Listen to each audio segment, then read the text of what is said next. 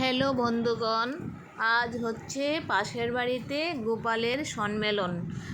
অনেকগুলি গোপাল একসাথে আজকে বনভোজনের মতো একটা অনুষ্ঠান হচ্ছে। কত গোপাল, খুব সুন্দর দেখার মতো, সব লাড্ডু গোপাল। এইদিকে ঘরের ভিতর অনেক লোকজন, মাসিমণিরা সবাই এসছেন, গল্প করছেন।